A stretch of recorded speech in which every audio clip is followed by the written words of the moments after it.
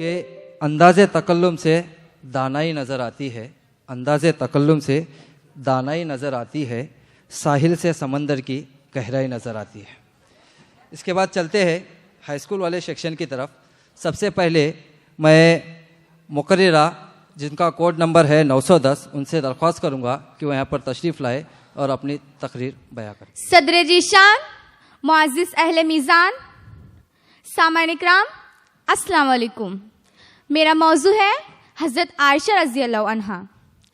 برادران اسلام، ماں دنیا کا ایک مقدس ترین لفظ ہے، اور آج ہم اس ماں کی تہنیت و تقدیس سننے سنانے کے لیے جمع ہوئے ہیں جو ہم سب کی ماں ہے، ام المومنین حضرت عائشہ رضی اللہ عنہا۔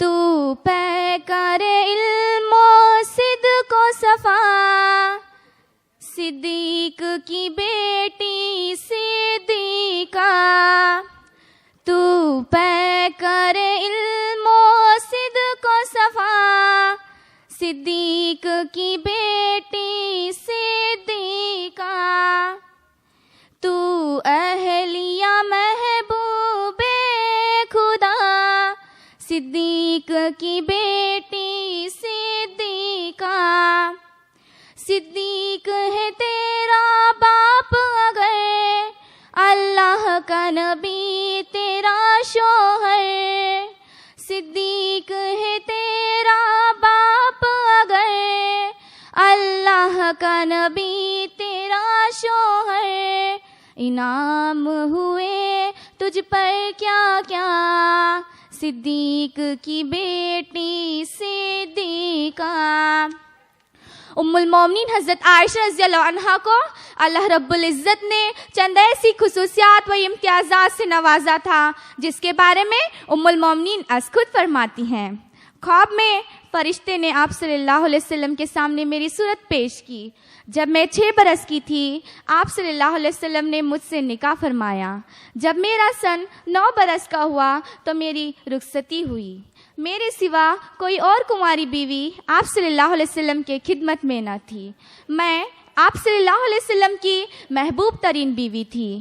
آپ صلی اللہ علیہ وسلم پر صرف میرے بستر پر وحی آتی تھی۔ میری شان میں قرآن پاک کی آیتیں اتری۔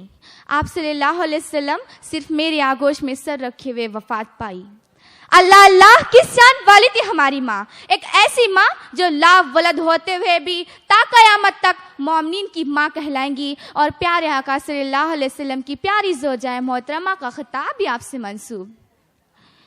فیاضی، سخاوت، بہادری اور فرما برداری کی اوصاف حمیدہ جنہیں اپنے والد صدیق اکبر سے ملے۔ رواداری، دیانت داری، خوش مزاجی اور مہمان نوازی کا وتیرہ آپ صلی اللہ علیہ وسلم کی رفاقت مبارکہ کا حصہ رہیں۔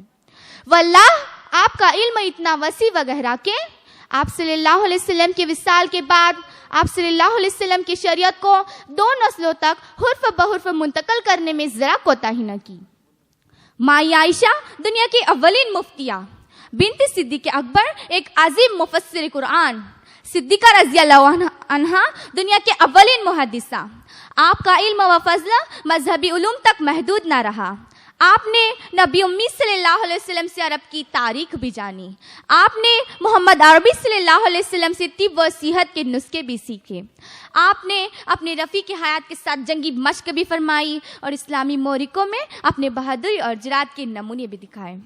شریکان بزم، ذرا سوچئے، ایک 50 سالہ بزرگ کے ساتھ ایک 9 سالہ بچی کی نکاح مبارکہ میں خداوند قدوس کی کیسی عظیم مصلحت پناہ تھی۔ جب آپ صلی اللہ علیہ وسلم اس دنیا سے پردہ فرما گئے تو لوگوں کو حضرت عائشہ رضی اللہ عنہ کی اہمیت اور افادیت کا احساس ہوا۔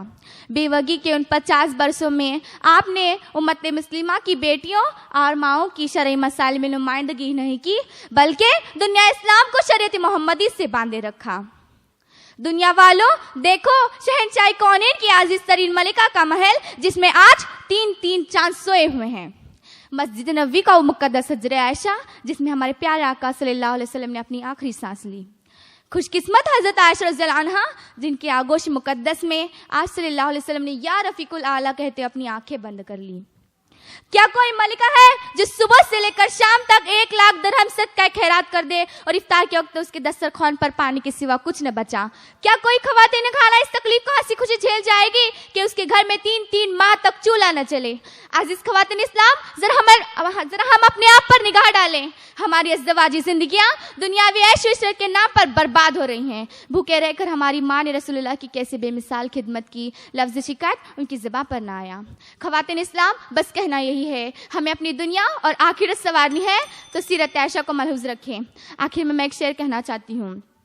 वजूदे ज़न से है तस्वीर कायनात में रंग, वजूदे ज़न से है तस्वीर कायनात में रंग, उसकी साज से है जिंदगी का सौज़े दरूं, उसकी साज से है जिंदगी का सौज़े दरूं। शुक्रिया। जोरदार ताली।